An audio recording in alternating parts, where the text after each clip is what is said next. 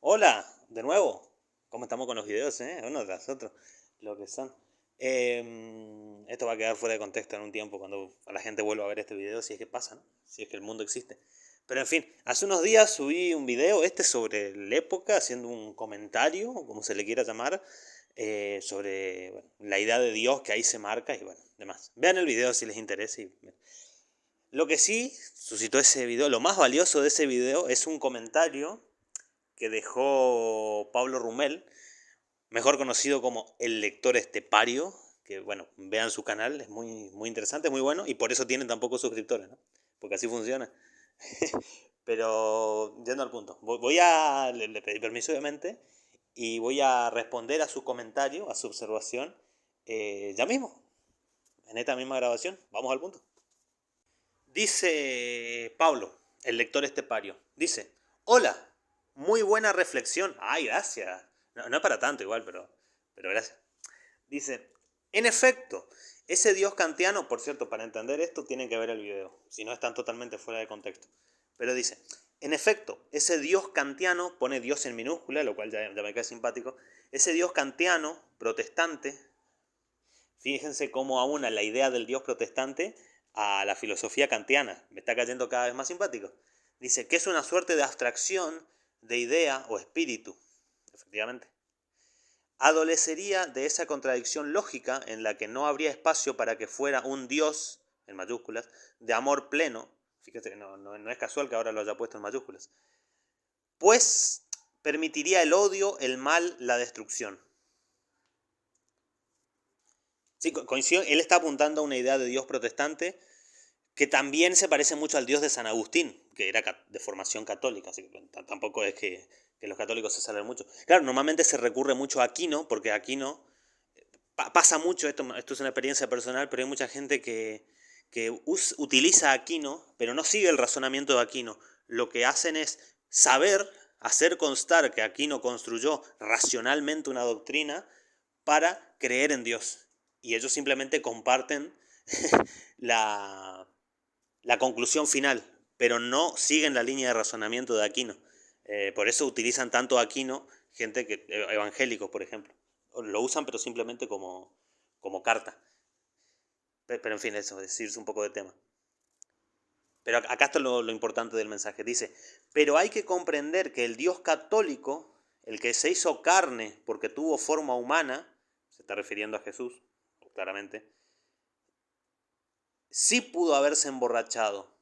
Es más, sufrió el escarnio y el martirio, sudó sangre. Está haciendo referencia al Calvario y a bueno, todo el proceso de crucifixión, la muerte, posteriormente resurrección y posteriormente ascenso a los cielos de Jesucristo, ¿no? En el mito hebreo. Yo creo que si lo piensa un poco más, si le da una vuelta más a la cuestión, no dice esto, o no lo diría de esta manera. ¿Por qué? Porque creo que es bastante claro. Vamos al punto. Bueno, para comenzar a hablar tenemos que dejar claro que él está dando por hecho la Santa Trinidad, es decir, Dios Padre, Hijo y Espíritu Santo.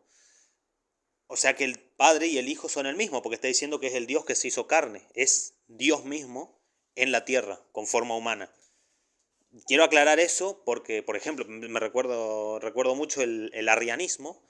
Arrio decía que no, que Jesús no era Dios, sino que era inferior a Dios.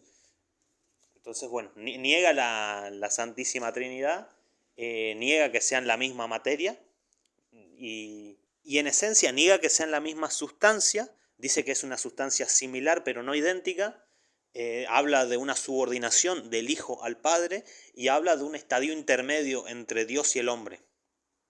Eso hay que dejarlo claro. Él no está tomando en cuenta esto, está dando por hecho que Jesús es Dios. Bien, que es lo universalmente aceptado, de hecho desde el concilio de Micena en adelante es universalmente lo que acepta el catolicismo, que Jesús es efectivamente Dios hecho carne. Así que vamos a la cuestión. Pero acá hay algo muy interesante que es casi un debate semántico más que filosófico. Dice, lo leo textual, dice, sí pudo haberse emborrachado. No, es que justamente la fortaleza del argumento del Dios que se hace carne y camina entre nosotros, del que es libre de pecado, de hecho es tan libre de pecado que es el cordero blanco de la humanidad. Es tal su pureza que Él se sacrifica y muere redimiendo los pecados de toda la humanidad, porque es perfecto, y la única forma de que sea perfecto, libre de pecado, siempre me decían, ¿no? El único humano perfecto fue Jesús, que es Dios hecho carne. La única manera es que no tenga pecado alguno, que sea puro, y bueno, como dije en el video anterior, es absolutamente intachable, porque es el Dios de esa mitología judeocristiana que es pleno y puro amor. Entonces, justamente su fortaleza está en que puede emborracharse, puede pecar, de hecho es tentado a pecar, pero no lo hace. Es un ejemplo a seguir, que hasta tiene discípulos y es el que comanda todo. Su ejemplo es el que comanda todo porque es el ejemplo intachable. Entonces, reitero el concepto, puede pecar, como dice acá el lector, perdón, valga el fallido, el lobo estepario, el lector estepario. Él puede pecar, pero no lo hace, porque es Jesús. O sea, si pecara, contradeciría su propia esencia, dejaría de ser Dios hecho carne. Entonces, justamente su fortaleza, lo central de su existencia, es que aunque puede hacerlo, porque efectivamente es humano, no lo hace, no va a caer en tentación. Entonces no puede emborracharse. Pero sí puede, y fíjense cómo él mismo da con la respuesta cuando dice, es más. No, es más, no, es menos sería. Dice, sufrió el escarnio y el martirio, sudó sangre, efectivamente, porque la martirización es solemne. Robustece aún más el argumento de su perfección, de su sacrificio y de lo que significa que sea el Cordero de la humanidad. Porque Él es sin pecado. Por ende, no puede emborracharse. Porque tiene autocontrol. Porque no cae en la gula, no cae en el exceso. De hecho, en la Biblia en un momento se dice que Él haya perdido la razón o que haya dudado.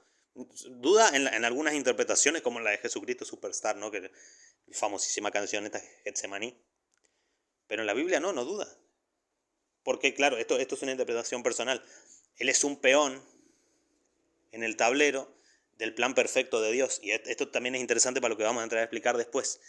Pero también Judas es un peón en el plan perfecto. Era todo parte de un plan, obviamente. Un plan de humanidad perfecta, encarnada en Jesucristo, para posterior martirio, muerte, resurrección y ascenso a los cielos, y toda la simbología que eso contrae. Y con eso asesina cualquier tipo de argumento de Dios desciende de los cielos y hazte carne. No, ya se hizo carne y ya sufrió todo lo que podía sufrir y ya ascendió. Tu argumento queda muerto. Ese es el peso simbólico en la mitología hebrea, en la mitología judeocristiana, vamos a decir mejor, del mito de la muerte, martirio y resurrección de Jesús y ascenso a los cielos. Reitero el concepto porque es clave. No puede emborracharse. Es decir, operatoriamente puede, pero si lo hiciera, sería contradictorio con su propia naturaleza. Es como el Dios que permite el mal, ¿no? Y es contradictorio en su propia naturaleza. Bueno, eso es lo primero. Que creo que es bastante claro, así que no voy a ahondar demasiado ahí. Vamos a lo segundo.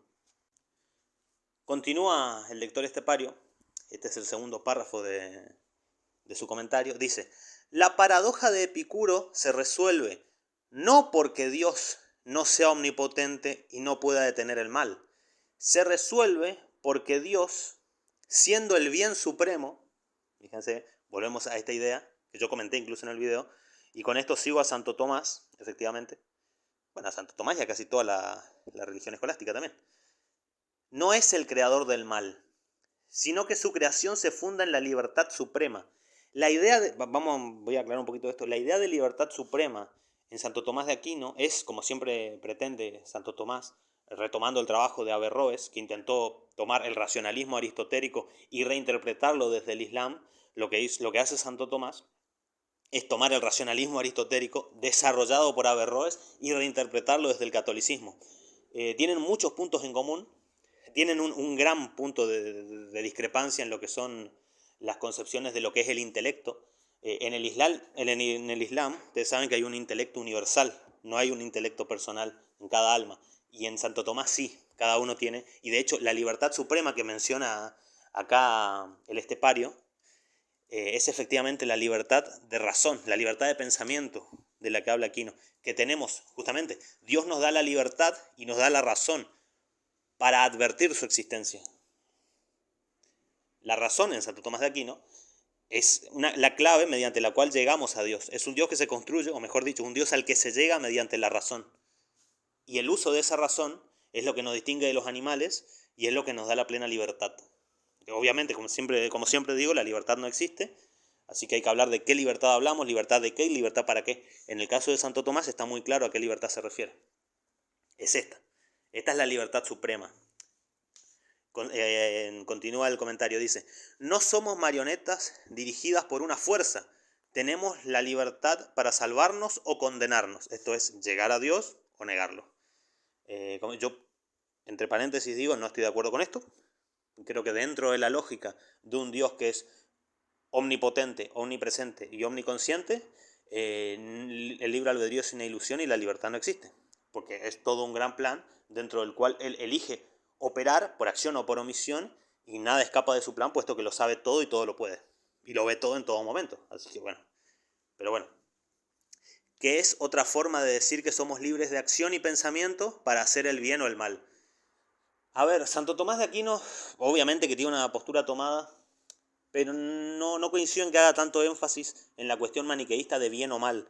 Él lo que busca es racionalizar la fe. Pero en fin, no estamos debatiendo sobre eso. De ahí que algunos teólogos afirmen que el peor pecado es la soberbia, pues por soberbia se inició la rebelión de Lucifer. Bien, esta es una interpretación, como bien lo aclara él, esto es una interpretación de teólogos. Porque, bueno, hablar de soberbia en Lucifer es, bueno, de hecho es muy parecido ya lo he mencionado en otros videos, es muy parecido al mito del Islam.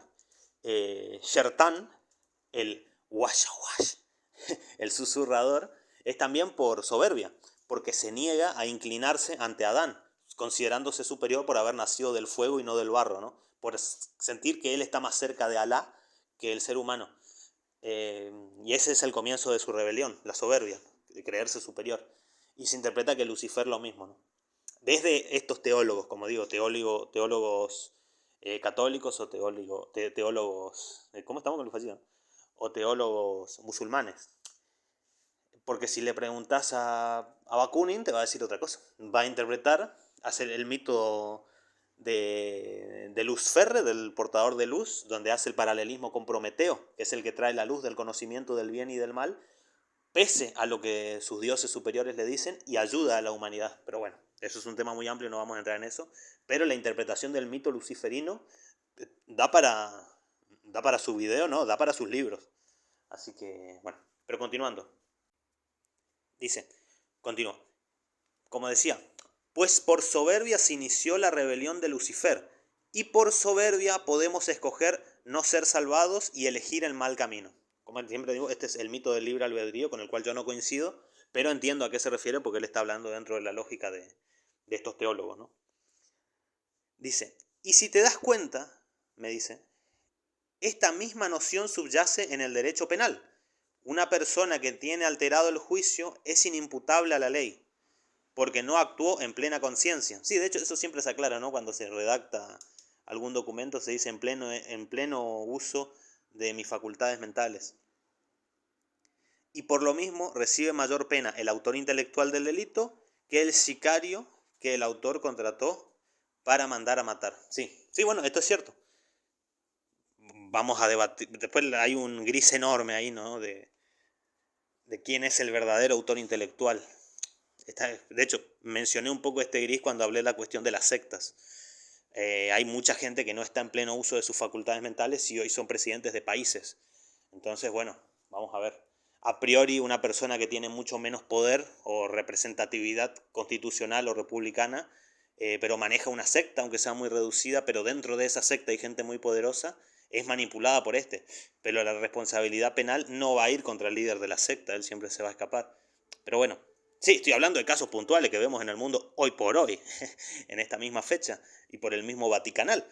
Pero bueno, no vamos a entrar tanto en eso hoy. Pero sí, esencialmente es el mito del libre albedrío lo que comenta, y la cuestión, pero creo que lo más trascendente es esta noción de que Dios, al hacerse carne, al ser Jesús, pudo haber pecado, pudo haberse emborrachado, pero en ese caso hubiera dejado de ser Jesús. Hubiera dejado de ser la encarnación de Dios y hubiera dejado de ser el símbolo totalmente puro e inmaculado que es. Así que es eso. Imagínense, tiene autocontrol puro. Es el de dar la otra mejilla. De ninguna manera va a caer en la borrachera. Por supuesto que no. Eso sería un exceso. Y suspender la razón. Cosa que a nuestro amigo Santo Tomás no le gustaba mucho. Hasta cierto punto. Bueno, ahora sí. Saludo a todos y especialmente al lector estepario. A Pablo. Ah, por cierto, como postdata. Últimamente siempre estoy poniendo una postdata. Esto pasa cuando no tenés guión. Cosa que me pasa siempre porque nunca tengo guión. Yo mencioné al pasar a San Agustín. Una de las principales cosas que tiene San Agustín, que lo diferencia de Santo Tomás de Aquino, por ejemplo, es la cuestión de la gracia. Él, en su idea de ciudad de Dios, que se construye dialécticamente a la ciudad terrenal, o sea, las civitas Dei y las civitas terrena, establece que esta ciudad de Dios está compuesta por los que aman a Dios y viven según su voluntad, y que es la salvación eterna y la paz en Dios. Mientras tanto, las civitas terrenas, la ciudad terrenal, está compuesta por quienes no son capaces de trascender lo material y lo único a lo que pueden aspirar son, bueno, a triunfos, como digo, que no responden a la eternidad, o sea que se degradan en el tiempo, son transitorios, son temporales. Y la idea de gracia es la única manera, es la única puerta por la cual se puede entrar a la ciudad de Dios. Y esta gracia es la única que puede curar el pecado original. Lo que quiere decir, fíjense, acá está la gran dialéctica en mi opinión. Bueno, la gran dialéctica en realidad, otra que lucha de clases, Marx, ¿no? Dice que la historia es la lucha entre la ciudad de Dios y la ciudad terrena y que finalmente prevalecerá siempre la ciudad de Dios. No se estaría viendo, salvo que depende de qué Dios, ¿no? Pero no importa. Otra que Marx, ¿no? Y su lucha de clases. Pero perdón. La gracia es la única manera de ingresar a la ciudad de Dios, porque la gracia es lo único que contrarresta el pecado original, porque la esencia de los humanos, la esencia humana, que es terrena, efectivamente es material, ya está corrompida por el pecado original. Necesita de la gracia. De aquí creo que los protestantes hayan bebido tanto de esto, ¿no? De la gracia, de la graciosa majestad y todo esto tiene este origen etimológico, la graciosa majestad de Inglaterra y su genocidio. Bueno, anglosajones haciendo lo que hacen, son anglosajones. Bueno, más allá de ese comentario, sí, lo que ocurre, Santo Tomás va a decir que no, que el ser humano es libre y que el ser humano, mediante la razón, de ahí su influencia de Aristóteles y de Averroes, aunque estoy dando demasiado crédito a Averroes, ¿no? Son casi pares. Además, no hay tanta diferencia entre la muerte de uno y el nacimiento del otro, pero no importa. De diferencia de años, digo. Pero, bueno, hablando en cuestiones filosóficas, pocos años son nada. Las cuestiones son de siglos. Pero por lo menos en esa época. Ahora está todo mucho más rápido. Pero, en fin, Santo Tomás de Aquino no dice que no da a entender el imperativo de que la humanidad está corrompida por el pecado original, sino que cuenta con la razón y a través de la razón puede llegar a la salvación, que es comprender la existencia de Dios, aceptar a Dios y llegar a Dios, mediante la razón siempre, ¿no? Como dije, hay demasiada gente que cita a Aquino y comparte su conclusión, que es la existencia de Dios, pero no sigue su razonamiento lógico. En fin. Perdón, pero los tomistas son de los grupos ¿cómo decirles? De creyentes, vamos a usar esa palabra en términos amplios, con los que más he tenido oportunidad de debatir, así que un poco los conozco. Así que es lo que hay, es lo que hay. Pero bueno, no es culpa de Santo Tomás, él hizo lo que pudo en su contexto. Ahora sí, creo que ahora sí. Saludos.